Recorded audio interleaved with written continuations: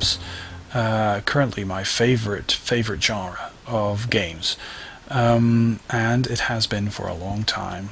So what are shmups? Well, shmups are basically shoot 'em ups and third perspective shoot 'em ups.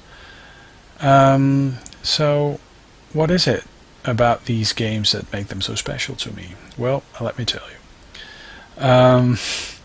Shmups, shoot 'em ups, are a very recognizable game genre. I mean, everybody will recognize them.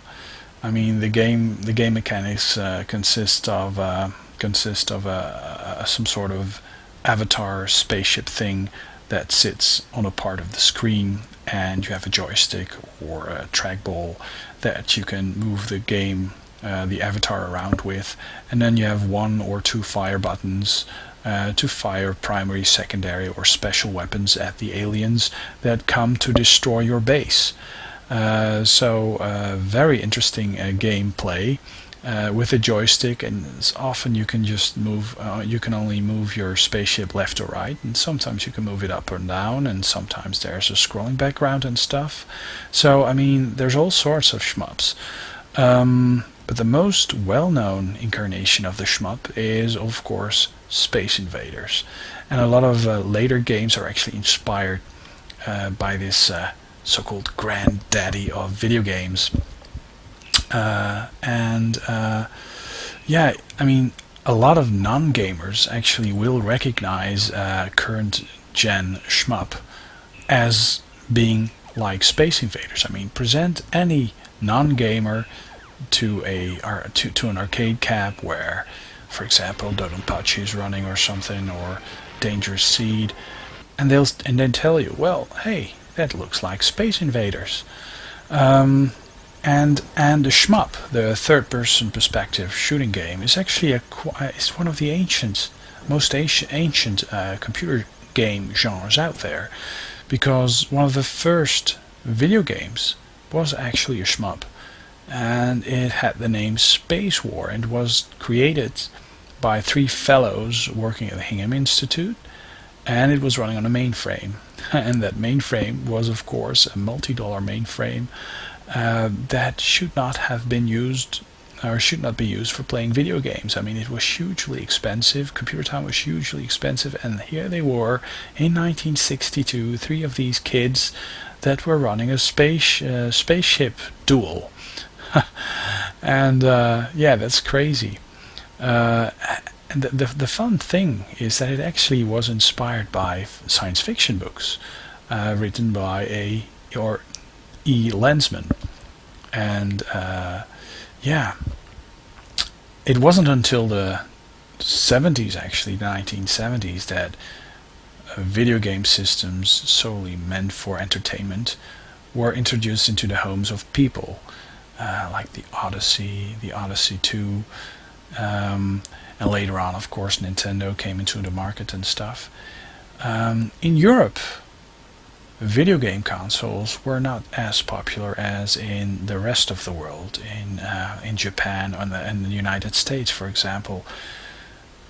Don't know why, but I guess the Europeans are very prudent or thrifty or something. I mean, they want to use a computer for more than just playing video games, I guess. So the computer had to have a keyboard, and it had to be programmable. It had to be able to run other type of stuff. So a lot of Europeans actually got a home computer system, a Commodore 64, a ZX Spectrum, and they ended up only playing video games on it. So, yeah, I mean, quite snobbish, I guess, or snobbish. I'm not sure how to say that because I'm not a native speaker, but yeah, those Europeans, we certainly thought we were getting all these great computer software programs and being able to program your computer and stuff, but most people ended up loading their games from tape, and that took hours and hours and hours.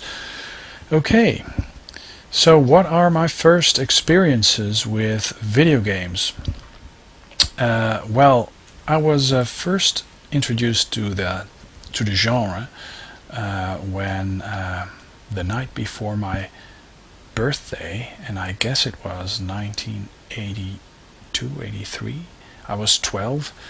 I was in the bedroom, and in my bedroom, and I woke up and I heard some strange noises coming from downstairs. And I was big into science fiction and horror back then, so I thought, well, zombies are attacking me, or has the spaceship finally landed? So I slowly walked down the stairs, and making the live long and prosper sign with my hand, and I thought, well, yeah. So I opened up the door, and I saw this amazing, huge flickering shadow in the light of a TV set, I guess, on the wall. And I thought, my God, they have arrived, and it turned out to be my mom, and she was actually playtesting the Odyssey 2, the Philips video pack that I received for my birthday, and she was actually playing Freedom Fighters, video pack 39.